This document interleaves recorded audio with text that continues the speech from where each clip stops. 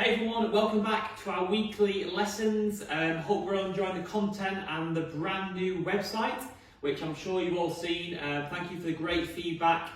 We hope you're enjoying this free content, which is now stored in the members area, which you can access for free. So given golf resuming next Monday, you can go and access our library of golf tips, and we've broken with sections: driving, chipping, bunkers, putting. So anything you want a few more tips on heading into next Monday, if you've got your tee time book, then be sure to log in and check out all the tips to keep the games improving.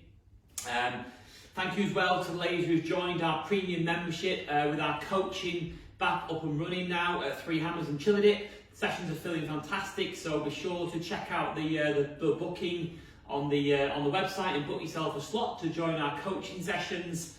And also look out for our taster days this week, where you can sign up to for the beaches in Knutsford, Crossland Heath and Branston as well. So we'll have some great taster days there to really start the LLG community off in style, get loads of ladies down, go through some coaching tips and explain all about the academy launching there this year. So fingers crossed for a brighter summer ahead. We can get outside, get some fresh air and get back to playing golf and seeing our friends as well. So hopefully some more positive months ahead, ladies. So tonight's content is all about bunkers and awkward lies in bunkers. So something we've not discussed yet in the week lessons. So this is particularly when we've done bunker sessions before on just standard lies, which you can go back and check in the members area. But what happens if your ball's on a sloping line?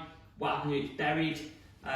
What happens if it's got no sand in the bunker? So let's get stuck in to the first one of those, which is a buried lie in the sand. So we call this a plug lie, where the ball's sat down, nestled down in the sand.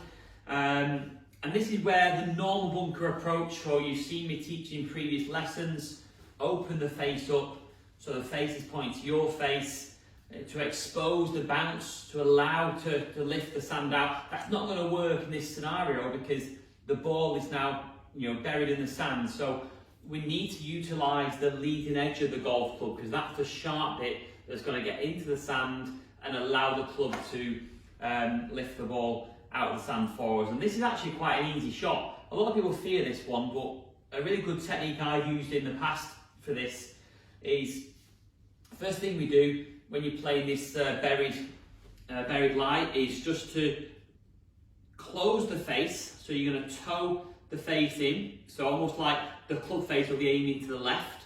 Make sure you do that at the start though, and then re-grip. So now the face is closed. And then what I do then is I put the ball slightly back in my stance. So back of middle here, you can see that on the camera at home. So back of middle. I'll lean to my left side as normal, as an old bunker shot. And then the really important bit of this shot is we take the club up steeply. Okay, so if I show you the camera there, ladies, this is a buried lie. Take the club very steeply, and then we plant the club into the sand about 1 inch behind the golf ball, and almost just as much force as you can, to bury that club into the sand, hit down on the ball. And what happens is when you do that, the club, the hosel here, will open the face up, the leading edge will get into the sand, the face will open and the ball will lift out. It's actually a really simple shot if you've got the right technique. When the ball hits the green, it will roll. It won't stop obviously because we've got to kind of get spin on this shot, but it's a really useful technique just to escape the sand. So from a face on view, just a reminder there, toe the face in just like this, lift the club up steeply with your arms, and then with all your force, plant your club into the sand. You might not even get a full follow through, ladies, that's fine. You might only get to there because you're putting all your energy down. The idea is the ball pops out with its little hole and then releases to the flag. So remember that one for when you get back, really useful on that one. And then let's talk about now something new, sloping lies. So how often in the bunkers are you faced with the one that's maybe on the front and you're in this fashion here, or maybe the one on the down where it's at the back of the bunker and you've got no backswing. So let's tackle the sloping lie first. So we're talking about now, it's near the front edge of the bunker. You might have one leg out of the bunker one leg in. The key tips for this one is try and mirror, good tip this one, try and get your spine angle, okay, mirroring the slope. So if this is my spine angle that's set up here, and then if I was to go out of the bunker, obviously I can't create the sloping line in the front room, but if your body then go in this fashion here, so if I've got one leg out here, then that's the sort of position you're trying to emulate. So now my spine would be mirroring the slope of the bunker, okay?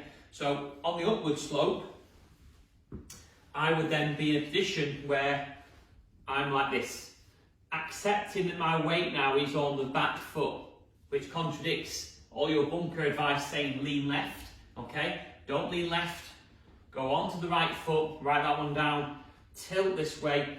So now my weight's on this foot, sometimes I can always lift that foot up, but that's key to mirroring the slope.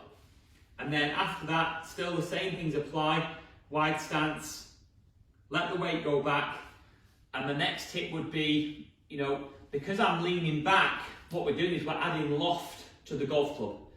So the first thing is definitely not to use like a 60 degree or a really lofted club. I'd go to your sand wedge for this one, and just accept that you're going to have more loft on the club. So the one thing we have to do is maybe swing a little bit quicker, because the ball's going to go very high and not very far. So increase the swing speed and make sure that weight always stays on that right hand side, ladies, okay? Don't be tempted to lean into the slope. That's when you'll bury your club in the sand, loads of sand will come out and the ball won't go anywhere. So if you remember one thing from tonight, remember to marry your spine angle up with the slope. And the same applies to the downhill lie.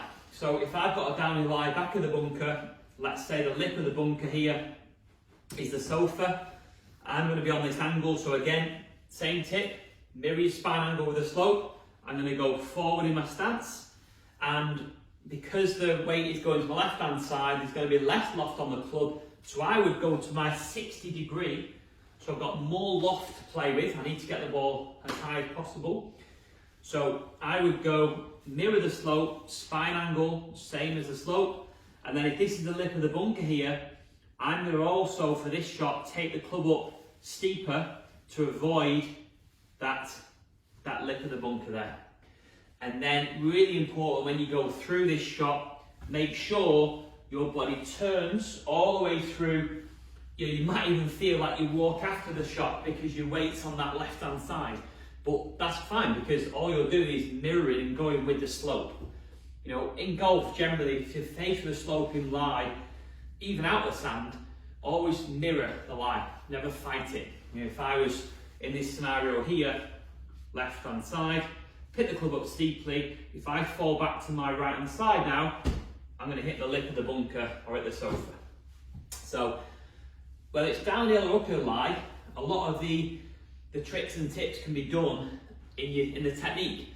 And these are three things that can really help. I see a lot of people just try and take their normal bunker setup for a sloping lie. It's just not going to work. So think about how you can adapt your body in your setup to help with that. And then finally for the bunkers, if your golf club maybe doesn't have a lot of sand in it or it's a bit bare, then first thing I'd say is try and use a lob wedge, not a sand wedge, because that's a bit slimmer on the bounce. It's going to glide under the ball a bit easier. So try and use your lob wedge with a low bounce. If you're unsure on the bounce on your clubs, feel free to send a message into us or comment in the instructor support section of the website. But generally speaking, for no stand, ball still forward of central, weight on the left hand side, don't take your hands with the shot, and we're looking to still collect the sand, even if there's no sand. Don't hit the ball cleanly, ladies. Don't try and chip it out because that'll send the ball miles over the back of the green. So wide stance, square face, not hands forward but body forward, and then come through the shot on the way through. If you haven't got a lob wedge, then play with the sand wedge, but make sure you don't open the face up because that'll have way too much bounce. You'll skim the ground and thin the ball over the back of the green. So some little advice there on sloping lies, some buried lies, and normal lies. The key thing is just understanding it. You know, when I was learning this game, I had to write them down just to make sure I knew. But honestly, if you can have the right technique for the sloping lies and buried lies, it'll definitely save you a shot or two out on the golf course. So I hope that helps. Any questions on, keep it coming. Obviously on the countdown now to getting back on the golf course. So I hope you're all gearing up, getting the clubs cleaned and ready. And if you do want to get involved with all our activity across our centres, just check out the website, sign up to our booking coaching sessions, all the taster days, and we'd love to help you improve your game and connect with like-minded women all around the country as well. So yeah, that's it from me tonight. Hope you enjoyed that bunker session, and I look forward to resuming on the weekend with more weekly tips. So have a good night, everyone, and I look forward to speaking to you soon.